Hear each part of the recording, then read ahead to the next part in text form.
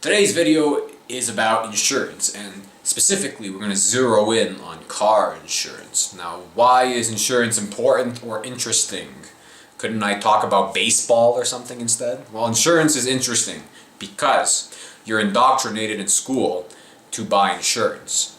So, in your career and life management modules, this is a forced lesson every student in Alberta has to take in public schools in grade 10.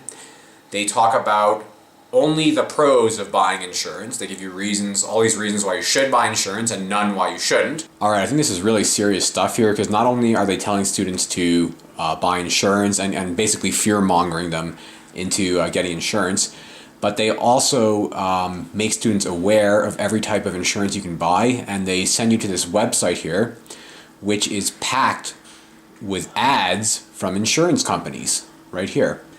And they tell you about insurance fraud and why it's the worst thing ever and you should report insurance fraud to Crime Stoppers, but they don't tell you about fraudulent insurance. Now, when I tell you that insurance companies are corrupt, this is not just, coming from the outside. I worked for an insurance company, and I shouldn't name them because it's bad to, give former employers a bad reputation. AIL, American Life Insurance.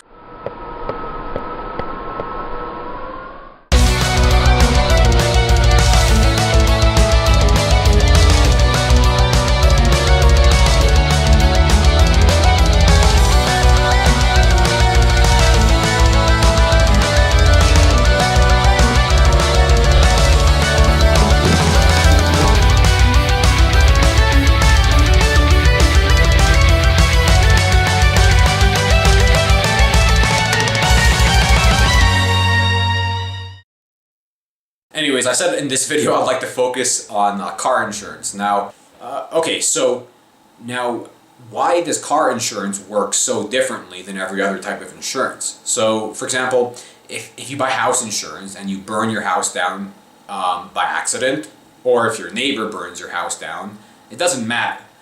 Either way, the insurance company has to pay you. So why doesn't car insurance work like that? Like if you crash your car or someone crashes into you, the insurance company should pay you either way, right? But instead you have this third-party insurance, which means if you crash into somebody, your insurance pays for the damage on their car. And if they crash into you, their insurance pays for the damage on your car. So that's kind of weird. What's up with that? Well, consider the following, all right? If you just got regular insurance for a car and you got into a car crash, what would be the probability the insurance company would have to pay? It would be damn near 100%, right? So if the rules of the game are, if you crash your car or someone crashes into you, the insurance company has to pay you, they're going to pay out pretty much every time you have an accident, right? Just like if your house burns down, the insurance company has to pay you whether you accidentally burned it down yourself or whether someone else burned it down, right? So, however, here's the thing with the third-party system, they don't have to pay you. What? Yeah. So, have you ever considered how common it is for there to be a hit and run?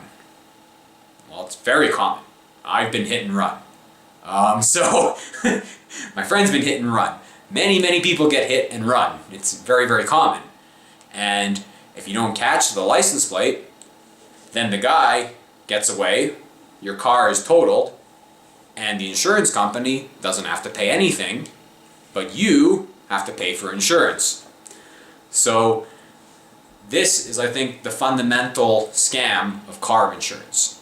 Now, what insurance companies like to do is fear-mongering, and the best way to fear-monger is you take something that's possible but improbable, and you just keep bringing it to people's attention, and their brains, they don't always factor in the probability of something, okay? So if I tell you that taking this drug can give you a heart attack, most people, if I keep saying heart attack, this drug gives you a heart attack, right?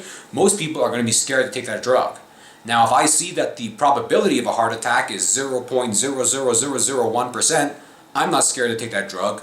because I have a higher chance of a heart attack just jogging or whatever, right? It's too low to care. And this is how all the insurance works, right? It's predicated on fear mongering. All right, so if you ever run a business or anything, you would notice that you lose money sometimes. You don't care though, right?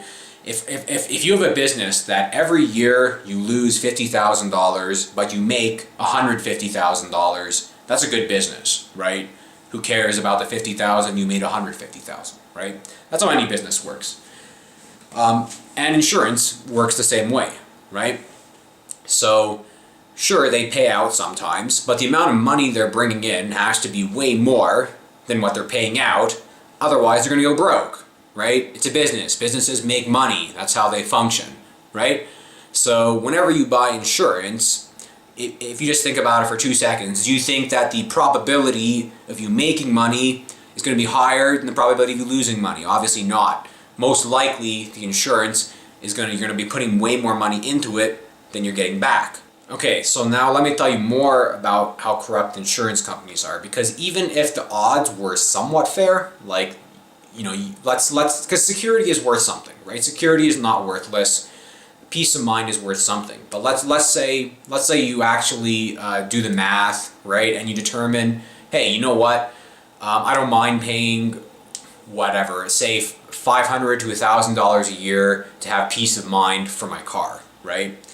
Well, the insurance companies, first of all, are going to try to dodge paying you. So you need insurance for your insurance, because they absolutely will try to use every legal technicality they can to avoid paying you. And the amount of stress you're going to get from taking them to court, hiring a lawyer, and all this stuff, you get a heart attack from all that, right? But it gets a lot worse than that. Okay, so let's talk a bit about AIL. All right, one of the things they wanted me to do is to sell these child protection kits. So I'll tell you what they do. They cost $200, and they take your kid's DNA, and if your kid gets abducted, they give the DNA to the police. Okay, well, what's so bad about that? Well, first of all, I don't think that if the police have the kid's DNA, it's necessarily going to help them find the abducted kid. Like, it's like, oh, here's their genetic code. Now, if you can just, go over the entire planet and scan every molecule for those genetics, now we can find the kid. First of all, I don't think it's going to help the police find the kid, and second of all, you don't need a $200 kit. Let me show you. You pull out a hair, you pull out a saliva sample. That's all you need to do a genetics test. Yeah, they actually do that. Go research them. They could probably have it on Google. It's called the McGruff Child Protection Kit. That's the name. Go Google search this. I bet you can find it. If this video ever gets taken down, then YouTube is super corrupt, and it might. If this video gets flagged as inappropriate or something, that is such bullshit. Okay, that is AIL paying off YouTube. All right, so if you like this video, share it, subscribe or whatever, give it a thumbs up or something, and let me know your thoughts on insurance.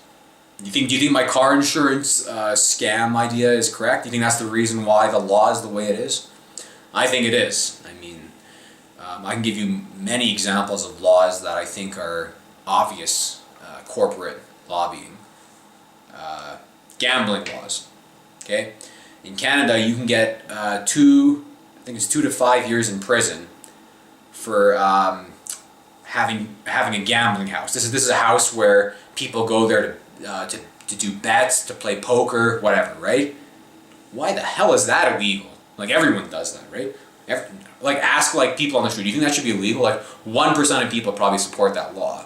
I'm pretty sure that's the result of casino lobbying, because if people can't gamble in their houses, then they have to go to casinos. They make a lot more money that way, right? Look it up. It's in the criminal